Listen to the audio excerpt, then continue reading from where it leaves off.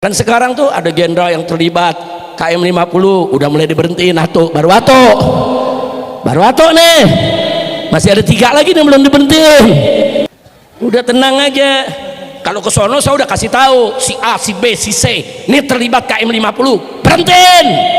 Atau lagi saudara menteri jadi bandar judi, nah kemarin diberhentiin tapi masih ada yang belum, tenang aja. Nah, dikit lagi yang lain kena semua, amin. Menteri Keuangan yang kemarin meres rakyat sama pajak udah diberhentikan, sekarang kita dapat menteri baru, betul. Nah, cuman nih menteri baru, mumpung baru jadi menteri ngomongnya jaga mulut. Jadi ulama habaib selama ini menjauh karena mau lihat dulu presiden serius gak. Kalau presiden serius mau lawan mafia, oligarki, mau lawan koruptor, terus presiden kita diancam, ulama habaib akan turun semua, saudara. Ulama siap berada di barisan terdepan dengan para santri untuk melawan yaitu penjahat-penjahat negara. Sebagaimana dulu ulama dan para santri berada di barisan terdepan melawan penjajah Belanda, melawan penjajah Jepang. Saat itu tentara belum lahir, saudara. Belum ada tentara lahir tahun 45, saudara. Memang siapa dulu yang melawan para penjajah, saudara? Yang melawan para penjajah dulu adalah ulama dan para santri, saudara. Betul. Tapi kalau presiden nggak serius, ya ulama nggak mau turun dulu. Nggak bisa, ulama jangan cuma dijadiin pemadam kebakaran. Kalau saatnya sudah tiba, memang negeri ini ada mau menghancurkan, habaib ulama dan santri harus turun. Akan kita turun, walaupun harus mati bersimbah darah, kita akan bela negara ini untuk mencari ridho Allah Subhanahu wa ta'ala.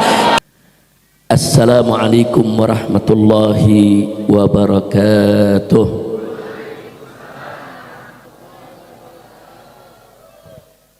Bismillah walhamdulillah wala hawla wala quwwata illa billah. Ashhadu an la ilaha illallah wahdahu la syarika lah, wa ashhadu anna sayyidana Muhammadan abduhu wa rasuluh la nabiyya ba'dah.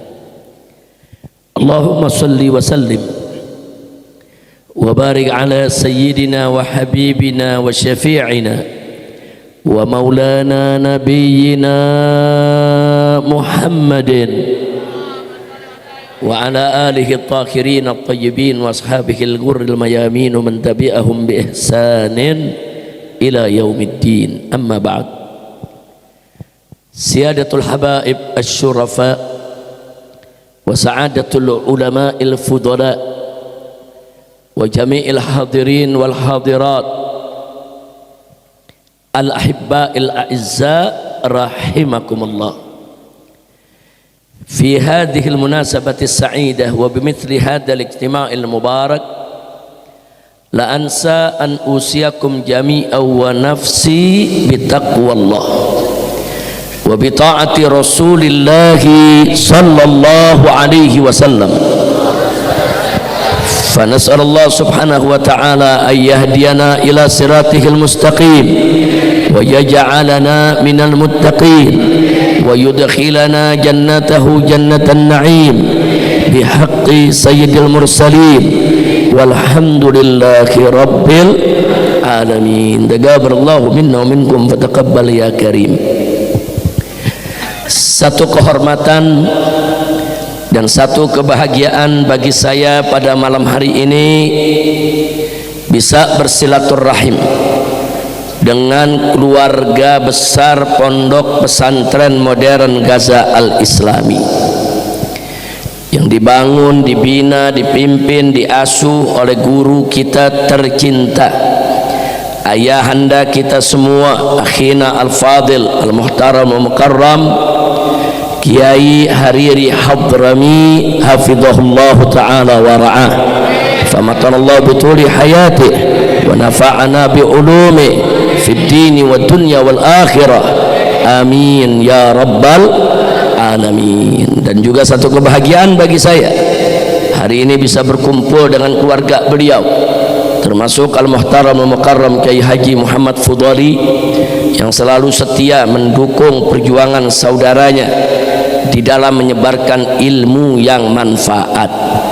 Begitu juga kepada seluruh para kiai, para alim ulama yang hadir tempat ini, yang tidak saya sebutkan satu persatu nama-nama beliau. Begitu juga para habaib. Di sini kita lihat, masya Allah, ada Habib Ali Al-Kaf yang tadi sudah menyampaikan sambutannya.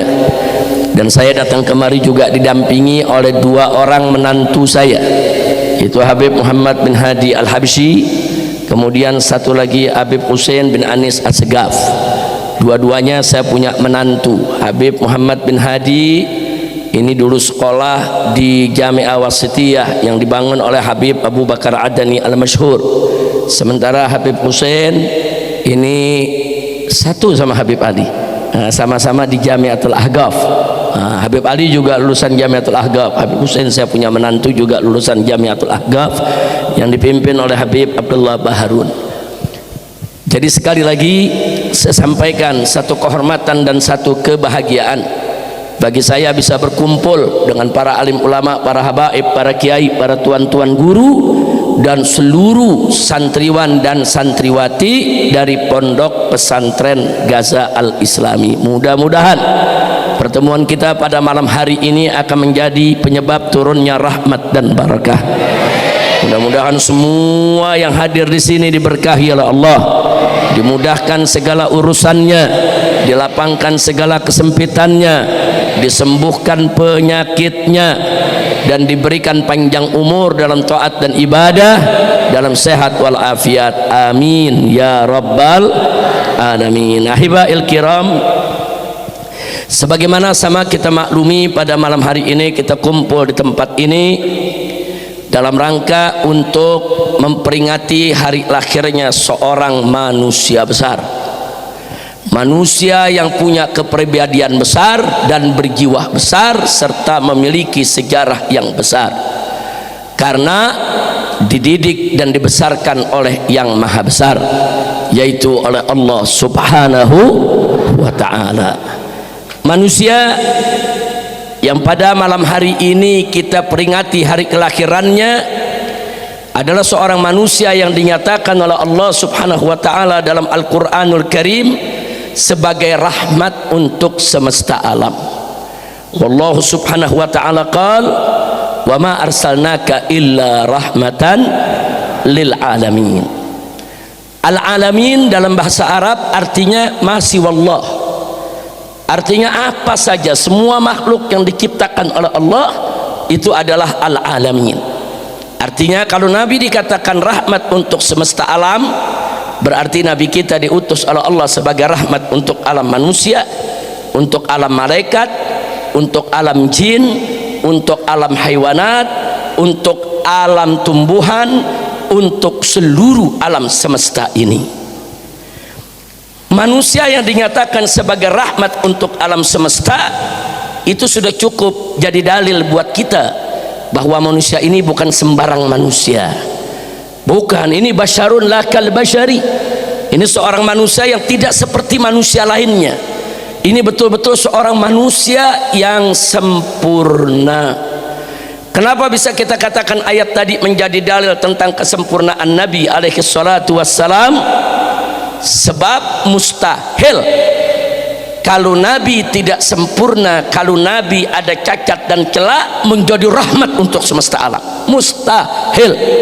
Jadi kalau Allah sudah nyatakan Nabi kita sebagai rahmat untuk semesta alam, cukup itu menjadi dalil bahwa Nabi kita adalah manusia yang sempurna.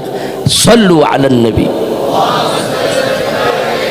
Nabi yang kita peringati maulidnya pada malam hari ini adalah Nabi yang diberikan kesaksian oleh Allah subhanahu wa ta'ala, syahadatun ilahiyah, sertifikat ilahi dalam Al-Quran tentang keagungan akhlaknya.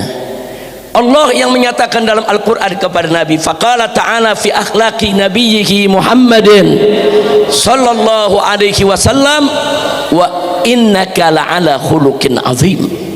Sesungguhnya engkau ya Muhammad sungguh-sungguh memiliki akhlak yang azim. Allah tidak lagi mengatakan akhlak yang hasan, akhlak yang thayyib, akhlak yang baik, tapi Allah katakan akhlak yang azim. Kalau disebut akhlak yang azim, yang agung, berarti itu akhlak sangat luar biasa.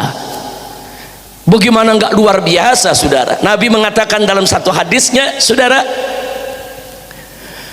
di mana beliau mengatakan, "Qad addabani rabbi fa ahsana ta'dibi." Aku ini dididik langsung oleh Allah Subhanahu wa taala sehingga aku punya adab menjadi begitu baik, begitu indah dan begitu sempurna. Nah, ini rahasianya kenapa waktu Nabi dalam kandungan ayahandanya meninggal dunia. Begitu Nabi masih kecil, ibundanya meninggal dunia. Enggak lama kemudian, saudara, masih belum meningkat remaja, saudara, Abdul Muthalib sang kakek juga meninggal dunia.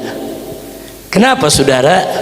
Ya, supaya seluruh umat manusia tahu bahwa keagungan akhlak Nabi bukan dididik oleh ayahnya, bukan dididik oleh ibunya, bukan dididik oleh kakeknya, bukan dididik oleh manusia, tapi dididik oleh Allah Subhanahu wa ta'ala. Nah, Allah yang maha tahu apa yang diucapkan dilakukan oleh Nabi depan umatnya, apa yang dilakukan dan diucapkan oleh Nabi di belakang umatnya. Bahkan Allah maha mengetahui apa yang terlintas di benak Nabi.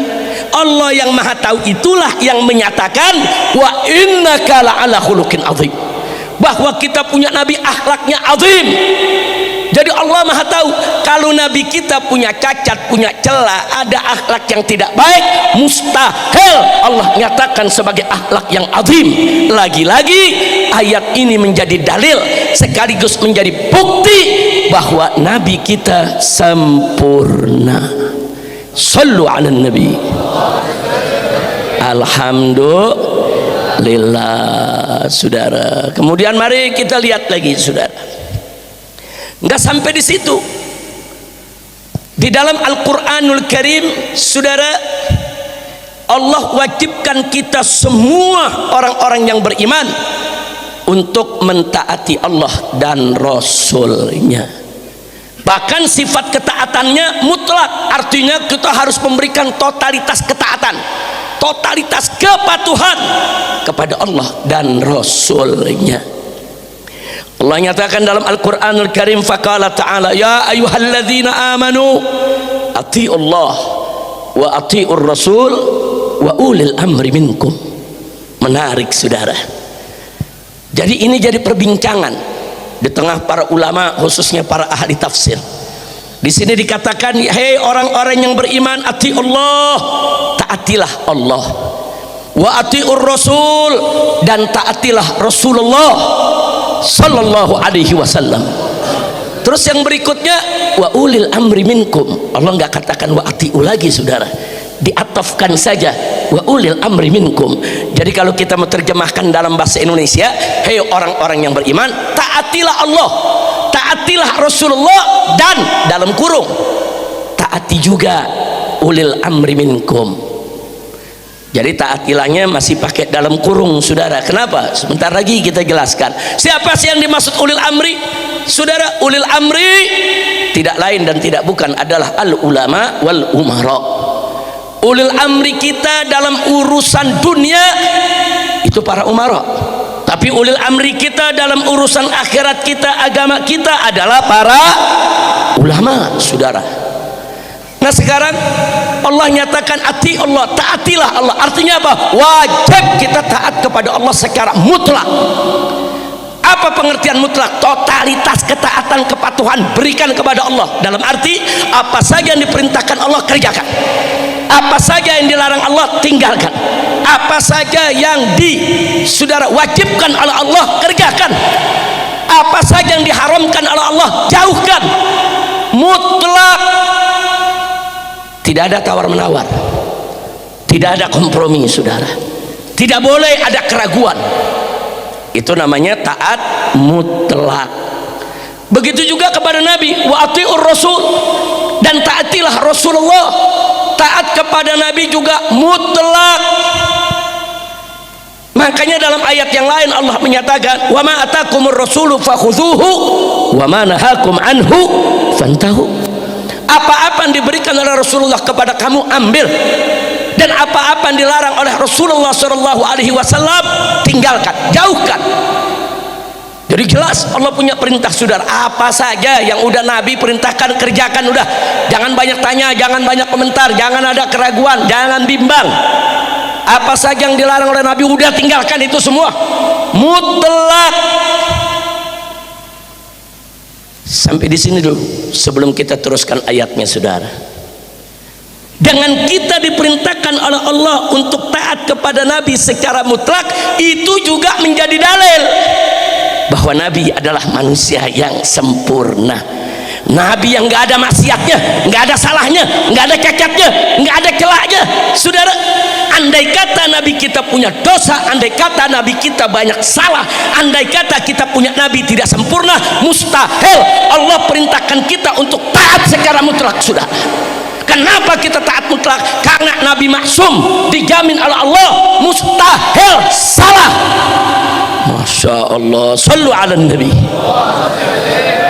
Kira-kira jelas tidak? Ayat ini juga menjadi dalil buat kita, sekaligus bukti bahwa Nabi sempurna. Alhamdulillah. Senang tidak punya Nabi sempurna? Bersyukur tidak punya Nabi sempurna? Siapa yang menyempurnakan kita punya Nabi? Yang maha sempurna. Siapa yang maha sempurna? Siapa yang maha suci? Siapa yang maha agung? Takbir. Sallu ala Nabi. Nah, sekarang kita lanjutkan ayatnya, wa ulil amri minkum. Dan dalam kurung, taati juga ulil amri, ulama dan umarokmu. Wajib kita taat kepada ulama, wajib kita taat kepada umarok, tapi tidak mutlak, ada syarat. Wajib kita taat kepada ulama, wajib kita taat kepada umarok selama mereka taat kepada Allah dan Rasulnya. Jadi kalau ulama memberikan pengajaran-pengajaran yang sesuai dengan Al-Quran dan As-Sunnah, kalau ulama memberikan fatwa-fatwa yang sesuai dengan petunjuk Allah dan Nabi-Nya, kalau ulama yang mengatakan hak itu hak, batil itu batil, saudara, ucapan dan perbuatannya seiring sejalan sesuai dengan ajaran Nabi, wajib untuk kita ikuti. Sebaliknya, kalau ulama, saudara, yang mengharamkan yang halal, menghalalkan yang haram, membulak balik, saudara, ayat dan hadis, saudara,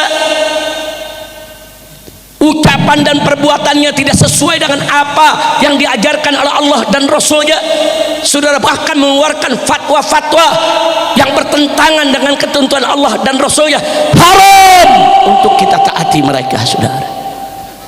Kira-kira jelas tidak? Itu makanya taat sama ulama mutlak gak? Enggak. Ada syarat gak? Ada. Kalau taat kepada Allah tanpa syarat, mutlak. Taat kepada Nabi tanpa syarat, mutlak. Tapi taat kepada ulama ada syaratnya, saudara. Begitu juga taat kepada umara. Taat kepada umara, apakah itu eksekutif, legislatif, yudikatif, apakah itu presiden, menteri, jenderal, saudara, apakah itu gubernur, bupati, camat, saudara, wali kota, lurah, siapapun pemimpin kita yang ngurusin dunia kita, saudara, selama ada syarat tidak? Ada. Kalau umaroknya benar, kita taati. Enggak benar, kita tolak, saudara. Kira-kira jelas? Kita taati. Enggak benar, kita tolak, saudara. Kira-kira jelas gak? Jelas gak? Bukan zaman sekarang kalau kita menolak putusan umara tadi bilang ekstrim.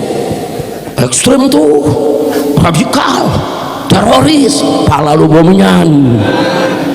Ada gak yang begitu? Ayo jawab, ada gak yang begitu? Ada tidak? Apalagi sekarang, kemarin nih lagi rame nih tanggal 25 sampai 28 Agustus, bakar sana, bakar sini.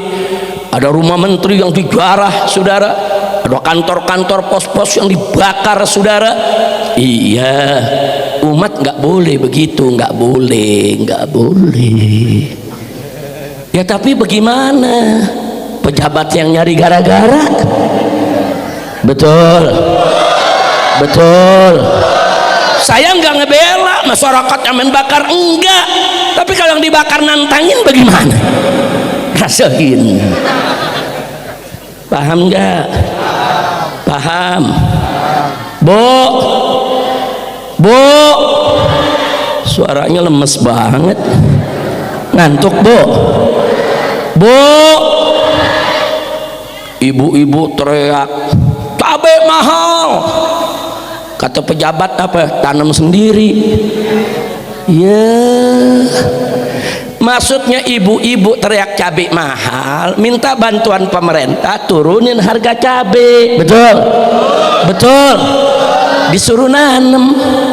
Ya kalau disuruh nanem nggak usah ngomongin pejabat. Betul, betul.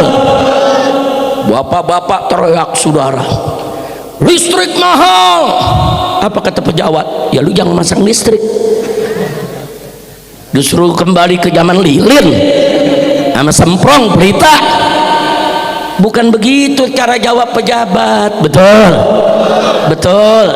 Kalau ada bapak-bapak ngeluh begitu, pejabat berpikir mencari jalan bagaimana ke depan listrik murah, biar semua masyarakat bisa memasang listrik. Betul, betul. Tukang ojek teriak protes, saudara, bensin mahal. Saudara, ya mereka kan mau cari duit, mau cari penumpang. Kalau bensinnya mahal bagaimana? Ditambah lagi bayar aplikatornya mahal juga. Betul, betul. Dijawab oleh pejabat, saudara, jangan pakai bensin. Nah kalau nggak pakai bensin mau pakai air kencing. Kadang-kadang pejabat suka ngawur ngomongnya, saudara. Ngawur tidak? Mestinya kalau tukang ojek demo mengatakan ini bensin mahal, maksudnya minta dimurahin. Kalau nggak dimurahin kasih subsidi. Kalau subsidinya masih kurang tambahin. Betul, betul. Makanya saya bingung pejabat sekarang jawabnya enak banget tuh, cocongorannya ngomong. Di sini paham cocongoran nggak? Tahu Cilebut bahasa Betawi apa bahasa Sunda? Paro-paro dah. Bukan, kalau kita ayam bojong gede kan masih bahasa Betawi. Cilebut kemari campur dah. Ada Betawi juga, ada Sunda juga. Betul. Udah pokoknya yang penting semuanya paham. Terang terang. Sadayana terang. Alhamdulillah abdi mah tengartos bahasa Sunda. Ngartosnya sekia. Masya Allah. Tapi kalau saya punya mantu nih jago-jago bahasa Sundanya. Nah, karena lahir di tanah Sunda, besar di tanah Sunda, sekolah di tanah Sunda. Jadi kalau mau ngomong bahasa Sunda ke sono, nah, lu ngomongin gue punya penerjemah. Nah, kira-kira jelas gak? Jelas gak? Kalau ada pejabat-pejabat begitu kacau tidak? Kacau, saudara. Masyarakat turun rame-rame, saudara. Mereka minta keadilan, mereka minta kezaliman itu dihentikan, mereka minta, saudara, supaya harga listrik diturunkan, harga bensin diturunkan, bahkan mereka juga minta korupsi dibasmi. Betul, betul. Dijawab sama pejabat. Rakyat yang mau protes-protes nggak ada jasanya buat negara, sono pergi ke luar negeri.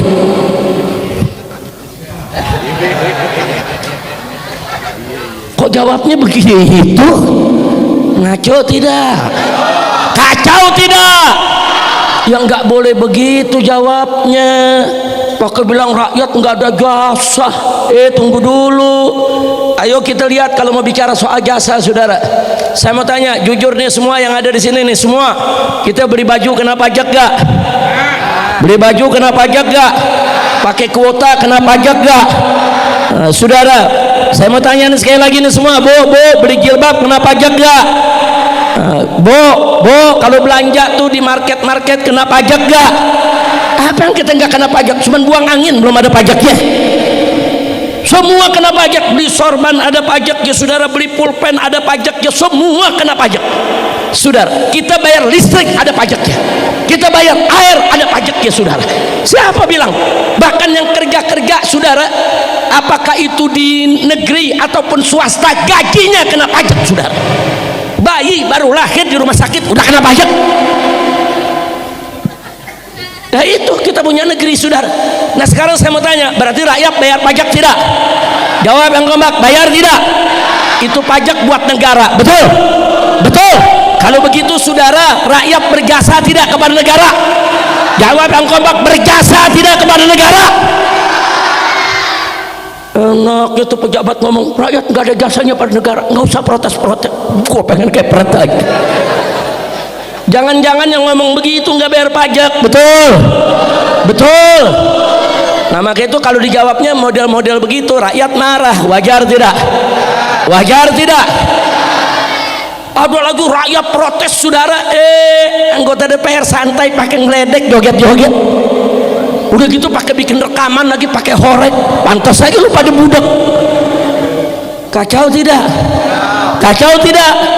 Nah makanya kita lihat kemarin kejadian di Jakarta, anggota-anggota DPR yang baik, yang lembut, yang santun, yang dekat dengan rakyat, nggak ada rumahnya didatengin, saudara. Betul? Betul? Tapi yang ngeledek rakyat, yang ngatain rakyat tolol, saudara, yang korupsi habis-habisan, mereka satu persatu didatangi oleh rakyat. Betul? Betul? Saya nggak dukung rakyat datang ngejarah, enggak ngejarah, haram.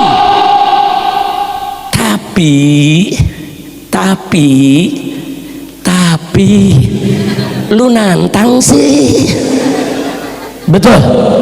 Betul? Buktinya anggota DPR yang baik diserbu gak? Enggak. Anggota DPR yang baik buktinya aman tidak? Aman. Anggota dewan pejabat yang gak korupsi aman gak?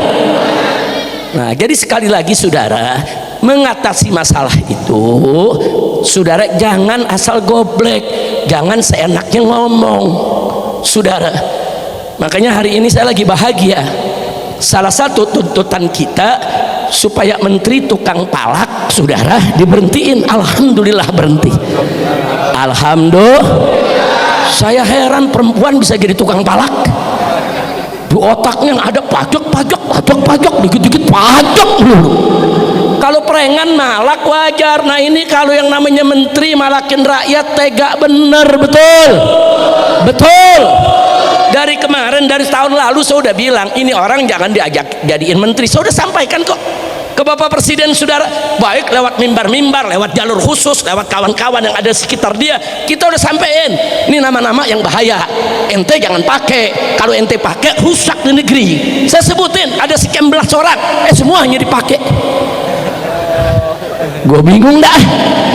Udah nasehatin baik-baik, gue pikir didengar serius. Apa nasihat Habib? Gue sebutin atau semuanya pada jadi. Kacau tidak? Kacau tidak? Nah sekarang nanya lagi, Habib ini lagi ada kerusuhan begini, bagaimana jalannya? Jalannya nggak ada lagi. Apa yang kita minta kemarin jangan diangkat, jangan diangkat dong.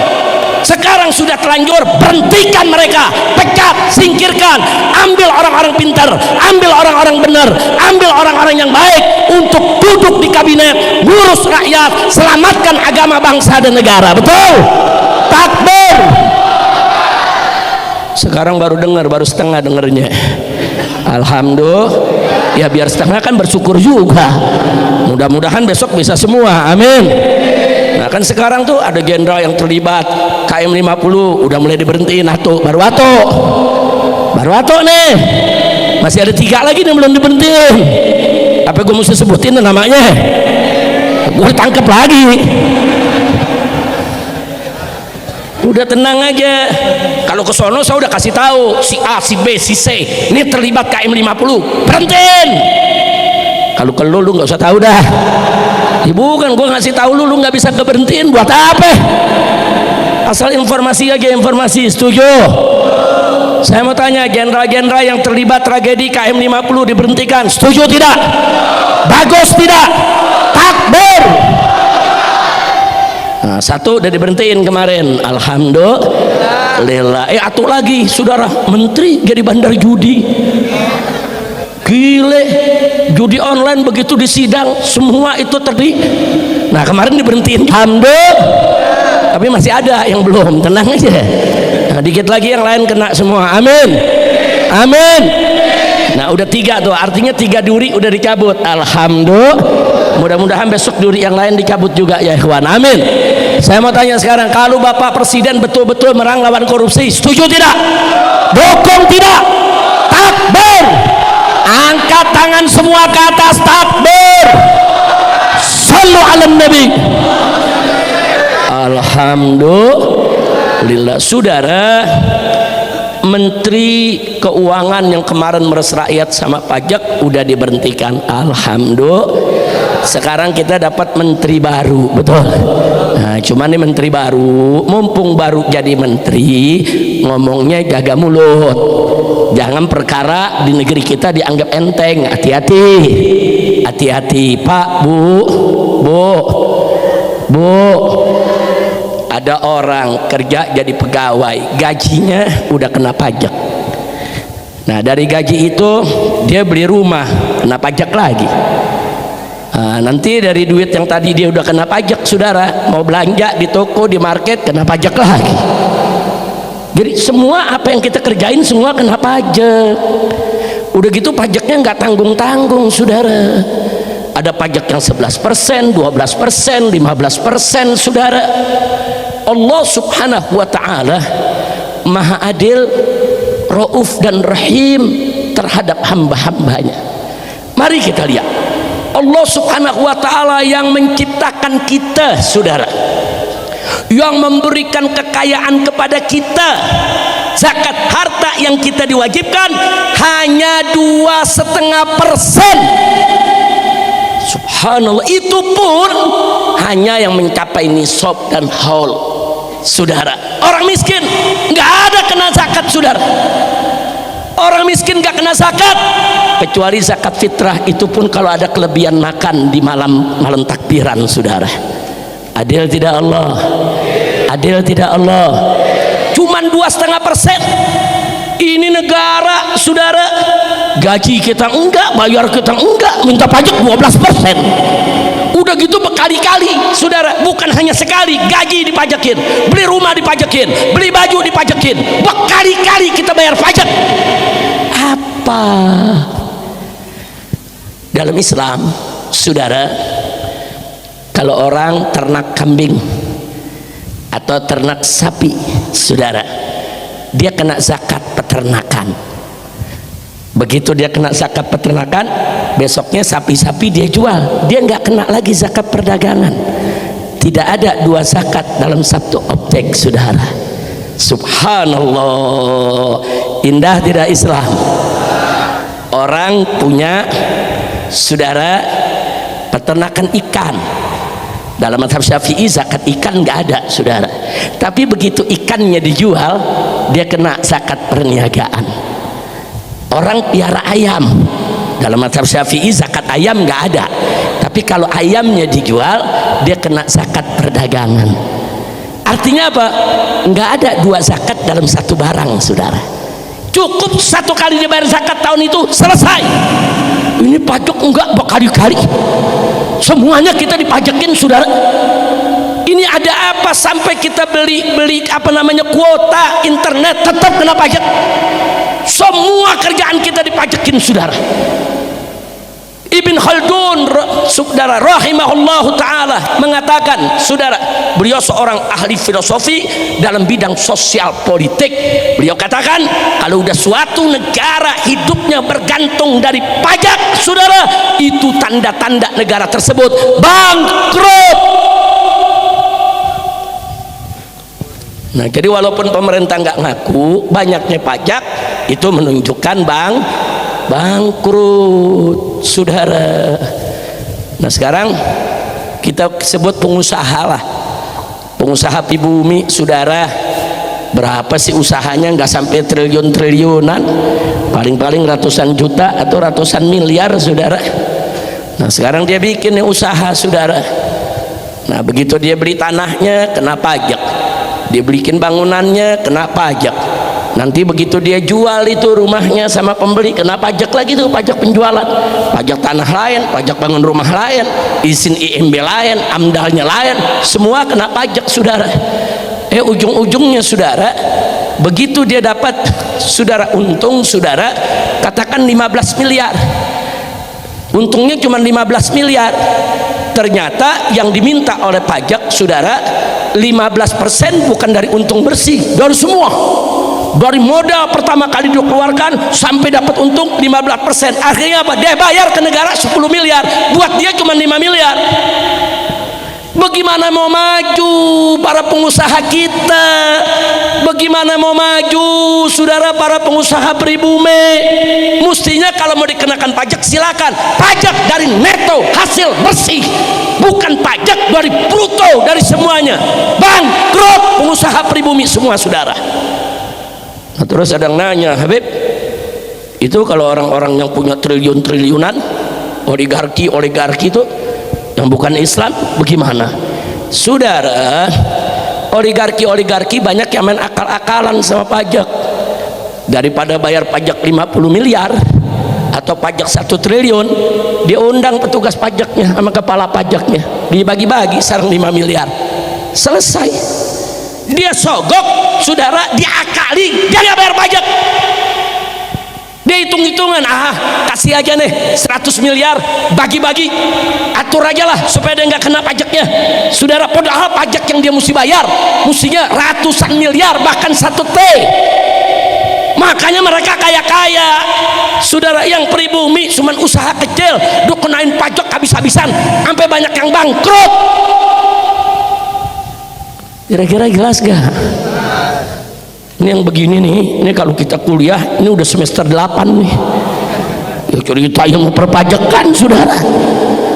Iya, tapi santri-santri biar kata baru ibtidaiyah, sanawiyah, aliyah juga udah pada paham. Betul, apalagi santri Mahat Gaza Al-Islami, pondok pesantren modern. Jadi saudara, sebelum saya lanjutkan lagi saudara, saya tambahkan satu lagi. Dulu di zaman Pak Harto dengan segala kelebihan dan kekurangannya, Pak Harto melihat bagaimana nih cara gaji pegawai negeri, bagaimana cara gaji tentara dan polisi, bagaimana supaya pegawai negeri ini dapat rumah-rumah murah, perumnas. Dulu ada namanya perumnas saudara. Bagaimana saudara? Putar otak, bikin BUMN, ratusan BUMN dibangun saudara.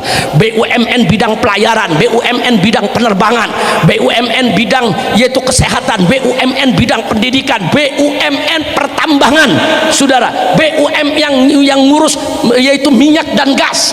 Ratusan BUMN dibangun oleh Pak Harto. Bahkan di daerah diperintahkan bikin BUMD. BUMN itu badan usaha milik negara, di daerah badan usaha milik daerah. Bikin perbankan, bikin asuransi saudara, semua dibuat untuk apa? Supaya negara ikut kerja cari untung, untungnya untuk membiayai negara.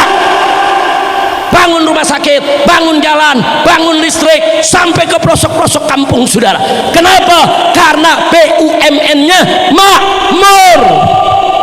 Nggak ada zaman Pak Harto BUMN rugi, nggak ada. Apalagi gulung tikar, tidak ada. Sekarang BUMN semua pada rugi, semua gulung tikar saudara. Kenapa? Ya bagaimana nggak ambruk saudara? Ada mantan koruptor keluar dari penjara diangkat jadi komisaris utama saudara di BUMN. Fakta saudara, bukan nuduh. Itu si Ahok saudara, di penjara 2 tahun, keluar diangkat jadi komisaris utama Pertamina, gajinya lebih dari 300 juta per bulan. Itu baru satu tuh cerita. Ada buzzer diambil saudara, ada artis diambil, ada pelawak diambil, ada orang bodoh tolol hanya karena puji-puji presiden, puji-puji menteri diangkat jadi komisaris BUMN yang gajinya ratusan juta bahkan miliaran, dan mereka tidak bisa kerja. Makanya apa yang terjadi sekarang? Pertamina rugi saudara, Asabri rugi, Jiwasraya rugi, semua rugi saudara. Bukan rugi saja, bangkrut. Garuda yang dulu nggak pernah rugi saudara, penerbangan, sekarang rugi, udah mau dijual kok Garuda. Apa ini salah kelola orang-orang yang kerja di Garuda? Enggak, banyak orang luar karena urusan politik diambil dijadiin komisaris saudara. Nah kemarin model Ade Armando, Abu Janda diangkat Bagaimana BUMN mau untung, bagaimana mau berkah? Yang menistakan agama, yang menghina ulama, saudara, semua rame-rame diambil, dibagi-bagi jabatan, kurang ajar. Begitu bangkrut, rakyat yang dipajakin, saudara, kurang ajar tidak? Nah, maka itu saya mau tanya nih, kalau begitu rakyat marah, wajar tidak? Wajar tidak? Saya tidak mendukung kemarahan rakyat. Saya tidak mendukung rakyat bakar-bakaran, menyerbu, menjarah rumah anggota dewan atau menteri, tidak. Cuman saya mencoba memahami kenapa itu terjadi. Nah, kalau kita sudah pahami, kita cari obatnya, saudara. Dokter itu kalau pasien datang kan ditanya dulu, Anda sakit apa? Apa yang dirasa? Kepala pusing nggak? Perut sakit nggak? Ada gatal nggak? Ada kering nggak tenggorokan? Diselidikin dulu sebab-sebabnya. Oh, ini kenapa Anda batuk-batuk terus ini? Apa karena ada TBC? Apa karena cuma infeksi saja? Atau kenapa? Atau kedinginan? Nah, kalau udah ketahuan sebabnya, baru dikasih obatnya, saudara. Nah, begitu juga sekarang rakyat di mana-mana marah. Jangan ngatain rakyat, cari kenapa rakyat marah. Oh, karena banyak korupsi. Oh, kalau begitu bagaimana obatnya? Basmi itu korupsi, betul? Betul. Kenapa rakyat ini marah, saudara? Oh, karena pajak itu tinggi, mereka sudah nggak kuat lagi untuk bayar pajak. Kalau begitu, oh, ini penyakitnya soal pajak, turunin pajaknya. Kalau perlu, bebaskan rakyat kecil dari pajak, betul tidak? Takbir. Nah, itu yang kita sampaikan, saudara. Nah, itu kita sampaikan kepada pemerintah. Nah, jangan dikit-dikit rakyat juga katain tolol. Itu anggota dewan kemarin ngatain rakyat tolol, saudara. Ternyata apa yang terjadi? Ijazah Jokowi kita cari-cari nggak ketemu. Ijazah dia ketemu di rumahnya. Begitu dilihat nilainya 6 semua, rata-rata 6, ngatain rakyat tolol. Iya, kacau tidak? Kacau tidak? Emang nilai 6 jenius? Emang nilai 6 pinter banget? Saya mau tanya, pinter banget? Emang nilai 6 rata-rata itu ranking?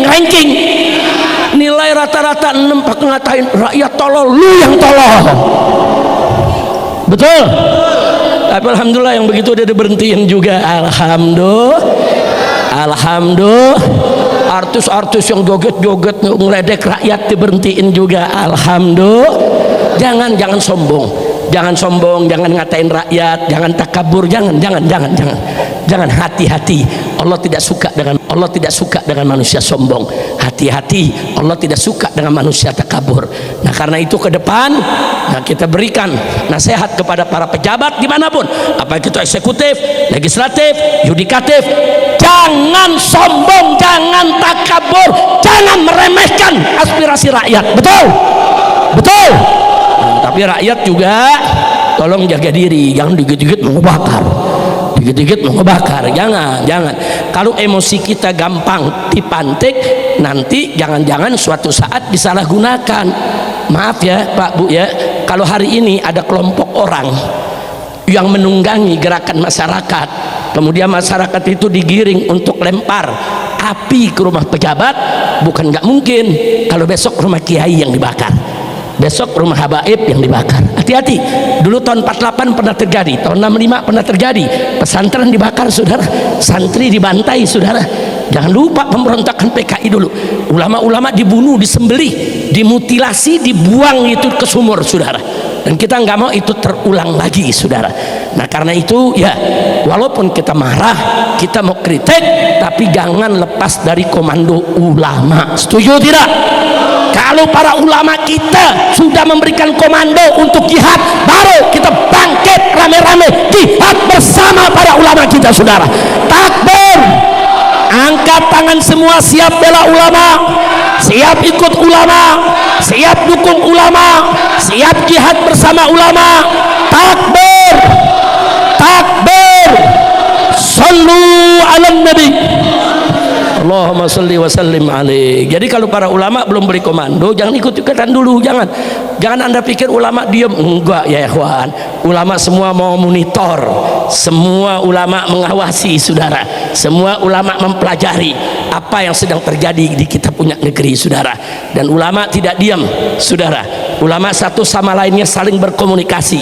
saling memberikan kabar, saling bertukar pikiran apa yang kita mesti lakukan. Saudara, jangan khawatir, jangan bilang ulama diam, jangan saudara, nggak ada ulama yang diam.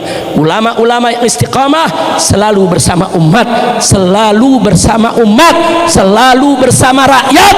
Ulama tidak akan meninggalkan umat dan rakyatnya, insya Allah. Nah kemudian saudara, masih itu yang tadi itu yang menteri preman palak ya, apa dia bilang saudara, ini guru beban negara. Bingung saya, kok guru dianggap beban negara? Jadi bagaimana ini guru? Masa sih gaji guru harus kita bayar dari negara? Gaji yang lain lu pikirin saudara, gaji BUMN, komisaris dari inflation, buzzer dan lain sebagainya, ente kasih besar-besar, giliran gaji guru yang tidak seberapa dibilang apa? Gaji guru beban negara, kurang ajar. Ini negara Indonesia, tanpa guru saudara nggak bisa bangkit, tanpa guru nggak bisa jaya, tanpa guru nggak ada jihad, tanpa guru nggak ada perlawanan untuk memerdekakan Indonesia. Tanpa guru tidak akan lahir orang-orang besar pahlawan di negeri ini saudara. Tanpa guru bagaimana kita bisa membangun masyarakat? Betul? Maka itu saya mau tanya, peran guru besar tidak? Penting tidak? Mestinya bukan dibilang beban, mestinya negara berpikir bagaimana guru-guru baik di negeri maupun di swasta dijamin oleh negara saudara. Gaji guru di daerah ada 300.000 per bulan, ada 400.000 per bulan, mereka nggak ngeluh saudara, cuman gaji segitu dianggap beban negara, kurang ajar. Nah itu tadi saudara, itu tadi yang kita cerita. Buzzer saudara, pelawak, influencer diangkat jadi komisaris saudara, gajinya ratusan juta, miliaran, nggak dibilang beban negara. Giliran rakyat dibilang beban negara, kurang ajar tidak? Kurang ajar tidak? Begitu saya mau tanya nih, sebelum saya akhiri ini semuanya, guru penting tidak? Guru jasanya besar tidak? Guru jasanya banyak tidak? Cinta sama guru, siap bela guru, takbir. Jangan remehin guru saudara. Guru-guru di daerah Pak, apalagi di pedalaman, guru-guru di pedalaman, Anda tahu saudara, ada yang gajinya masih 200.000 per bulan saudara, ada yang jalan kaki, ada yang nyebrang sungai saudara, tapi dia rela dia ngajar, enggak, dia nggak ngeluh, dia seneng ketemu muridnya. Betul? Nah sekarang saya mau tanya, berarti jasa guru besar tidak? Nah kalau pemerintah memperhatikan mereka saudara, perlu tidak? Harus tidak? Lah kok dibilang beban negara, kurang ajar saudara. Udah guru nggak diperhatikan dibilang beban negara.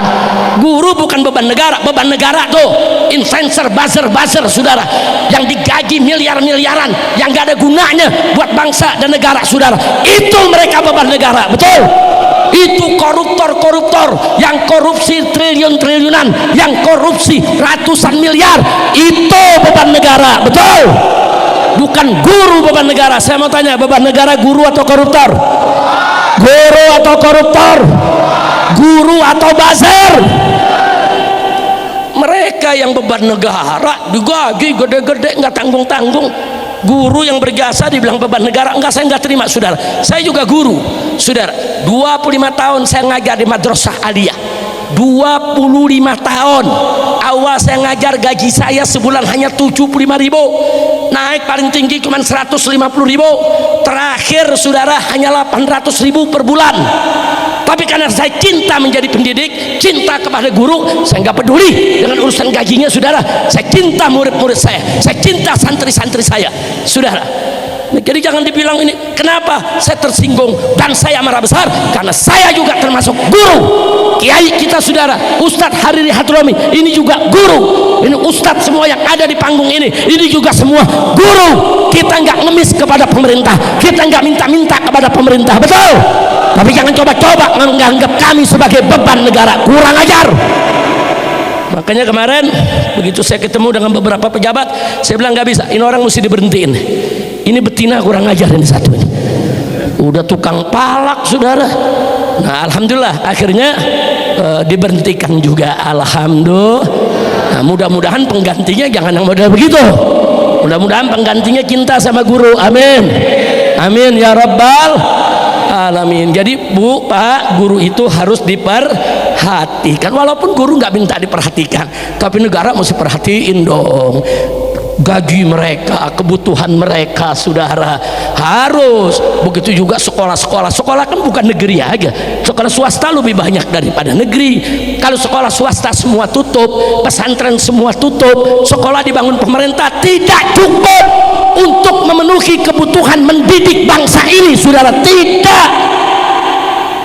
Jangankan sama pesantren yang jumlahnya jutaan, saudara. Sekolah pemerintah dibandingkan sama sekolah ormas Muhammadiyah sajalah, saya kasih contoh, masih banyak kan sekolah Muhammadiyah, saudara. Jangan sombong, saudara.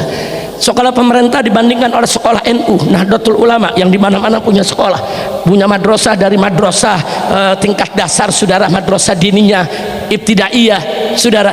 Sekolahnya NU lebih banyak kok daripada sekolah yang pemerintah punya. Nah, jadi mestinya pemerintah jangan cuman memperhatikan guru negeri. Ini guru negeri juga banyak susah, banyak gak diperhatikan. Mestinya guru negeri, guru swasta, mereka adalah pahlawan bangsa tanpa tanda jasa, saudara. Mereka harus diperhatikan. Perhatikan kebutuhannya, perhatikan keperluannya, perhatikan kehidupannya, perhatikan kesehatannya, perhatikan sandang pangan papannya. Betul? Begitu saya mau tanya nih semua di sini, siap bela guru? Siap dukung guru? Siap jalan di belakang guru? Takbir! Sallu ala Nabi. Cuman saya sedih nih Pak Kiai. Dulu zaman kita Pak Kiai, kita tangan kita disabat sama guru biasa. Betul Pak Kiai? Itu tangan kita ditabok, badan kita digebuk biasa, nggak ada masalah.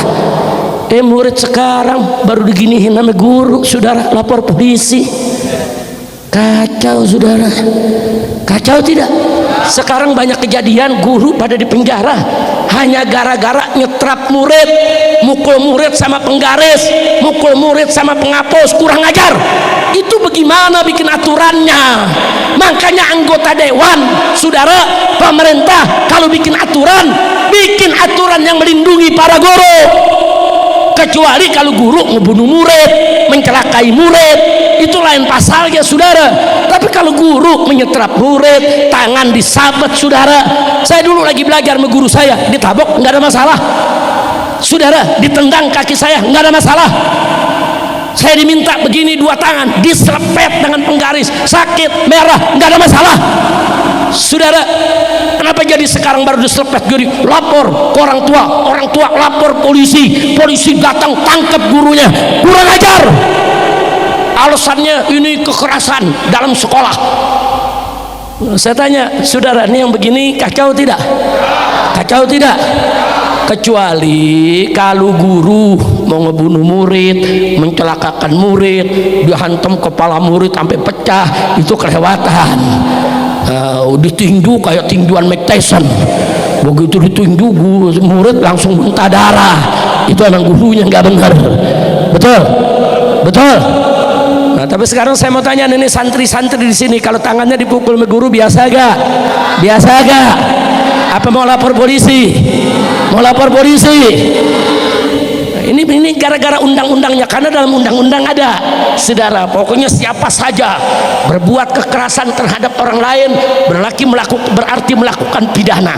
Kata barang siapa atau siapa saja, termasuk guru, saudara. Kalau dia melakukan kekerasan kepada siapapun termasuk terhadap murid, saudara. Kekerasan apapun, bahkan kekerasan verbal, si guru nggak mukul, cuman ngomong ngatain si murid, kau bodoh kau kenapa keras kepala, bisa diperkarakan ke polisi. Ini aturan begini, saudara, ubah aturan begitu nggak benar, itu bisa merusak daripada kinerja para guru kita. Betul? Kira-kira jelas tidak? Paham tidak? Nah, sekarang yang bikin undang-undang siapa? Pemerintah dan DPR. Nah, undang-undang yang begitu bikin kecuali, ada pengecualian, kecuali guru di kelas yang sedang mendidik anaknya selama tidak memukul yang melukai, atau selama pukulannya tidak di tempat wilayah yang fatal, saudara. Begitu dong. Nah, udah gitu murid sekarang kengeng, baru tampar guru, saudara, lapor polisi. Kengeng enggak? Nah mudah-mudahan di Mahat Gaza nggak ada yang begitu. Amin, amin ya rabbal alamin. Nah baiklah ya ikhwan, kembali kepada pembicaraan kita tadi, bahwa Nabi yang kita peringati maulidnya pada malam hari ini adalah Nabi yang rahmatan lil alamin, Nabi yang memiliki ala khuluqin azim, dan Nabi yang wajib untuk kita taati. Bahkan dalam satu ayat Allah menyatakan mayyuti'ir rasul faqad ata Allah. Barang siapa yang taat kepada Rasulullah berarti dia taat kepada Allah. Masya Allah. Saudara, ini dalil keempat buat kita semua. Dengan ayat ini saudara menunjukkan kepada kita bahwa Nabi sempurna. Kenapa? Taat kepada Rasul sama dengan taat kepada Allah. Kalau Nabi tidak sempurna, mustahil taat kepada orang yang tidak sempurna sama dengan taat kepada Allah. Mustahil. Kalau kita dikatakan taat kepada Rasul sama dengan taat kepada Allah, berarti Rasulnya sempurna, tanpa cacat, tanpa celah. Itulah Nabi kita Sayyiduna Muhammad sallallahu alaihi wasallam. Sampai di sini jelas semua? Nah baik, sebagai penutup saya mau tanya nih semua nih, kalau besok Bapak Presiden ngajak kita perang lawan korupsi, setuju tidak? Setuju tidak? Betul? Betul?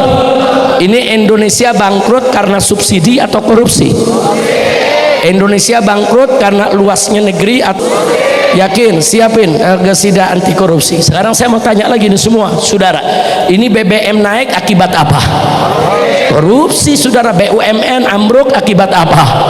Sekolah mahal akibat apa? Rumah sakit antri akibat apa? Rakyat susah makin susah akibat apa? Miskin akibat apa? Jawab yang kompak, akibat apa? Akibat apa? Nah, sekarang saya minta, saya punya menantu Habib Muhammad bin Hadi dan Habib Hussein. Ada mic di sini dua lagi. Nah, coba diberikan dua mic. Tim hadrohnya masih ada. Nah, siap-siap pakai hadroh. Kita bawakan qasidah anti korupsi. Setuju tidak? Setuju tidak? Nah nanti begitu syairnya saudara dibawakan dalam bahasa Indonesia. Syair pertama bait 1, bait baris 1, baris 2 dibawakan, kita dengerin. Nah nanti berikutnya saudara kita bisa ikuti insya Allah, termasuk juga yaitu bait Arabnya. Silakan, udah siap? Dua-duanya mic-nya nyala semuanya. Sholli wa sallim daiman ala Muhammad, salli wa sallim daiman ala Muhammad wal ali wal ashabi man wal ali wal ashabi man qad wahada wal ali wal ashabi man qad wahada. Islam agama yang bersih lagi suci, umatnya dilarang berbuat mencuri, apalagi korupsi, lebih jahat lagi. Semuanya rame-rame, ayo kita bangkit membasmi korupsi. Salli wa sallim sallallahu ala Muhammad salli wa sallim daiman ala Muhammad wal ali wal ashabi man qad wahada wal ali wal ashabi man qad wahada. Bagaimana Indonesia diberkahi kalau pejabatnya banyak yang korupsi, memberantasnya pun hanya pilih-pilih. Semua ayo kita bangkit membasmi korupsi.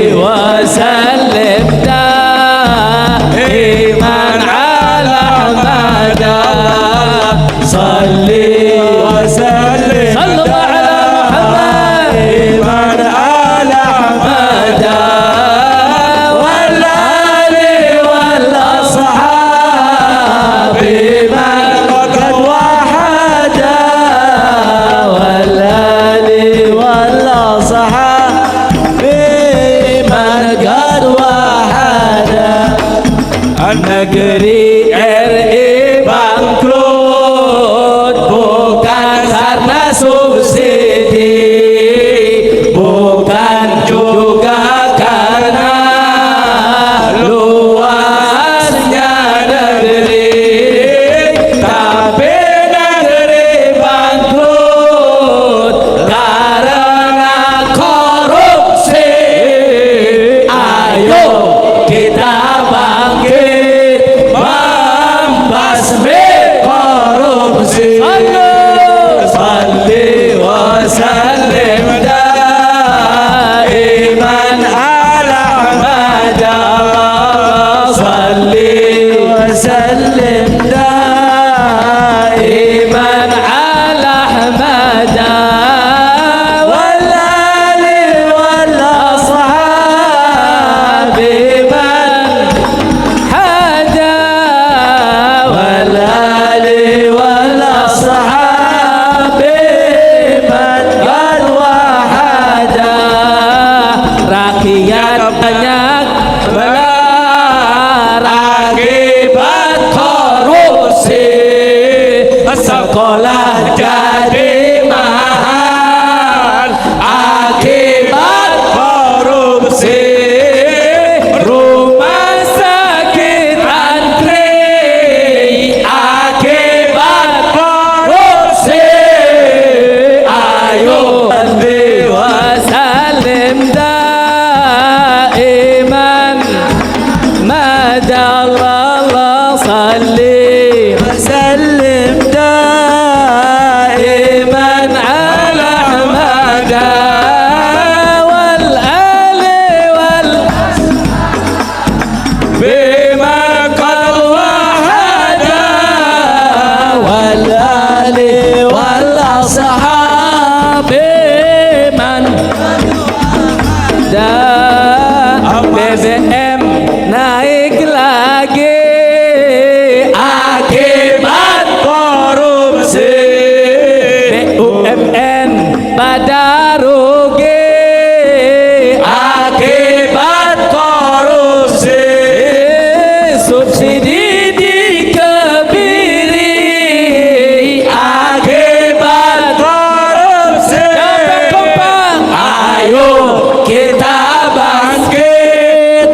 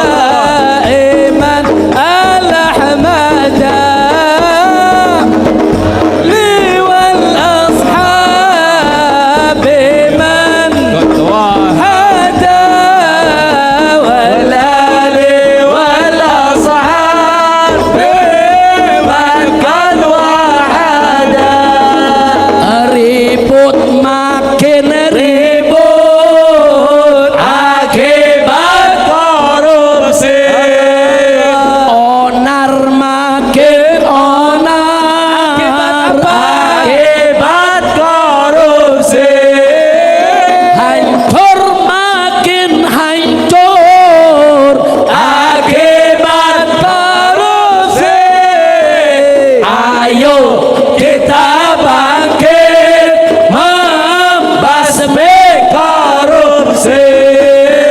Salli wa sallim daiman Allahumma salli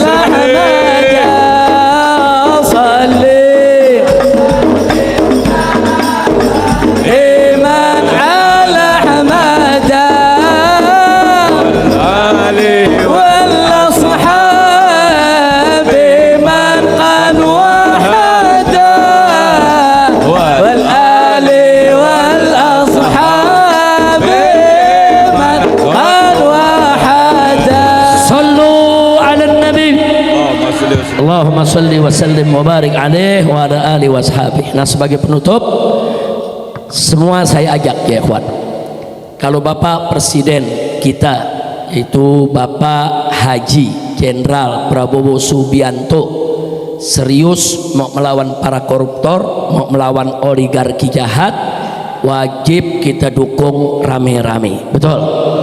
Betul? Nah, kalau presiden membasmi mafia, membasmi korupsi, terus presiden diancam mau dilengserkan, siap bela tidak? Siap lawan mafia, siap lawan koruptor, siap lawan oligarki, siap bela agama, siap bela negara, siap bela rakyat, siap bela bangsa. Takbir, angkat tangan semua, takbir. Siap ganyang koruptor, siap ganyang mafia, siap ganyang oligarki, siap bela presiden. Takbir. Sallu ala nabi. Jadi ini sengaja kita sampaikan supaya presiden jangan ragu-ragu, jangan. Ini ulama habaib selama ini menjauh karena mau lihat dulu presiden serius gak. Kalau presiden serius mau lawan mafia, oligarki, mau lawan koruptor, terus presiden kita diancam, ulama habaib akan turun semua, saudara. Kita nggak rela kalau presiden kita melawan mafia terus diancam-ancam sama mafia, nggak bisa. Kita semua siap turun, betul? Betul.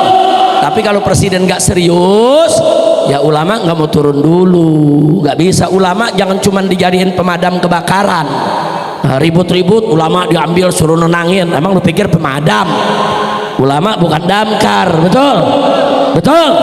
Nah, tapi kalau mau minta nasihat ulama, usul, saran, ulama siap, saudara. Bukan hanya usul saran, ulama siap berada di barisan terdepan dengan para santri untuk melawan yaitu penjahat-penjahat negara. Sebagaimana dulu ulama dan para santri berada di barisan terdepan melawan penjajah Belanda, melawan penjajah Jepang. Saat itu tentara belum lahir, saudara.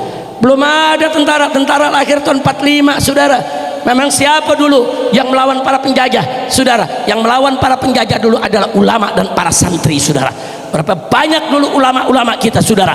Siang mereka buka kitab mengajar santri, malam mereka angkat senjata, saudara, menyerang itu pos-pos pertahanan daripada penjajah Belanda maupun Jepang, saudara. Lihat Kiai Haji Nur Ali, saudara. Lihat Kiai Haji Nur Ali, lihat Mama Bakri yang ada di Bogor ini, lihat Mama Fala, lihat Mama Abdullah bin Nuh, saudara. Itu semua paku-paku Bogor, ulama-ulama Bogor yang dulu perjuangannya luar biasa. Jadi nggak usah khawatir presiden, ulama ada di barisan terdepan kalau untuk bela agama, bangsa dan negara, betul? Maka itu saya mau tanya sekali lagi, siap bela agama, siap bela bangsa, siap bela negara? Takbir. Mudah-mudahan pondok pesantren Ghazal Islami diberkahi oleh Allah, dan kiainya saudara Kiai Haji itu Hariri Hadromi maupun Kiai Haji Muhammad Fudoli dan kiai-kiai yang lain dipanjangkan umur oleh Allah dalam taat dan ibadah, dalam sehat walafiat, dan semoga dari pondok pesantren Ghazal Islami kelak akan lahir generasi-generasi pemimpin agama, pemimpin bangsa, pemimpin negara yang akan mengibarkan bendera la ilaha illallah li'ila kalimatillahi subhanahu wa ta'ala. Dan mudah-mudahan pondok pesantren ini Allah jadikan ma'hadan munawwaran ma'muran tayyiban mubarakan nafi'an. Allah subhanahu wa ta'ala yukhrija min hadal ma'had al-kawadir as-salihah al-ajyalut tayyibin wa ila hadratin nabi sayyidil mursalin sallallahu alaihi wasallam bisiril fatihah.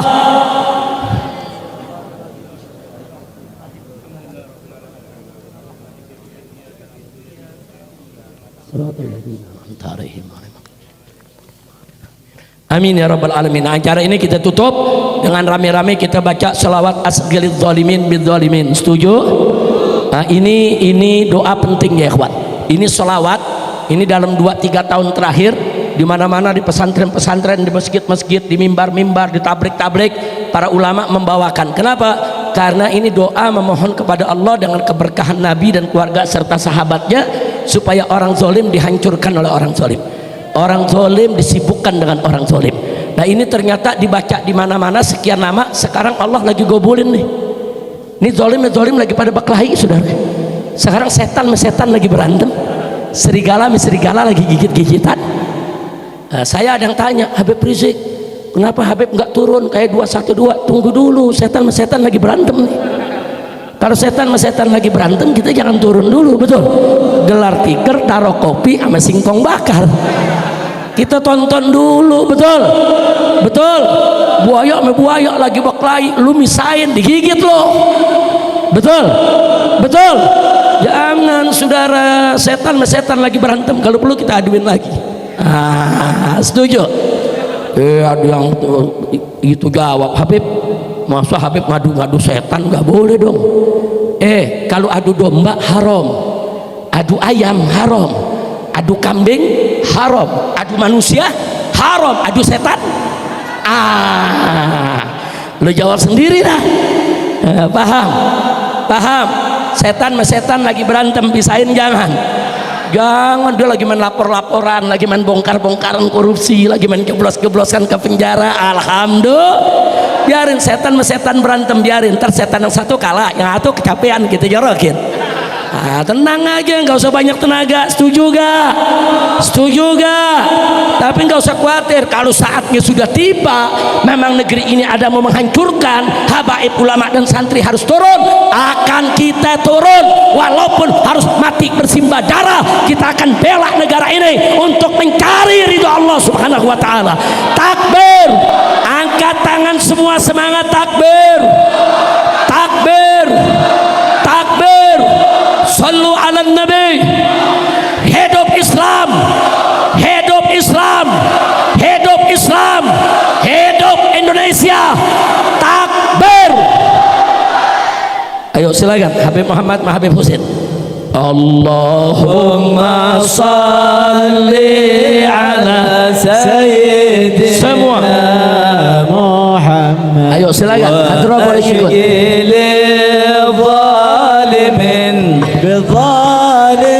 بالظالمين اللهم صل على سيدنا محمد وأشغل الظالمين بالظالمين.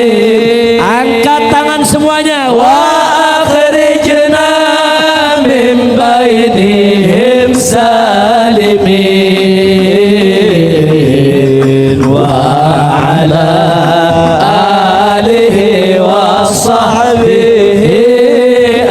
Sekali lagi, Allahumma salli ala sayyidina Muhammad wa ashghilil zalimin bil zalimin.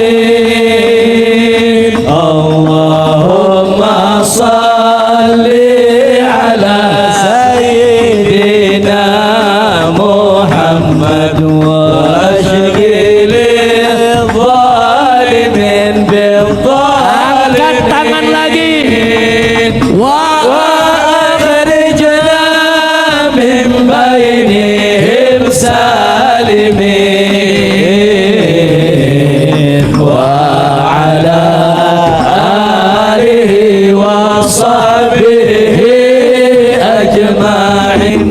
Allahumma salli ala sayyidina Muhammad wa ashghilil zalimin bil zalimin.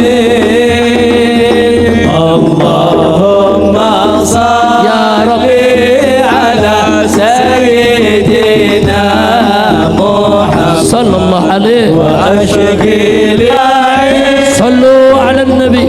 اللهم صل وسلم عليه. الفاتحة بنية القبول وتمام كل سول ومأمون إلى حضرة الرسول والبتول وبعلها وبنيها وأبيها وذرياتها ومحبيها. الله سبحانه وتعالى يبارك لهذا المعهد وأن يجعله معهدا معمورا صالحا طيبا.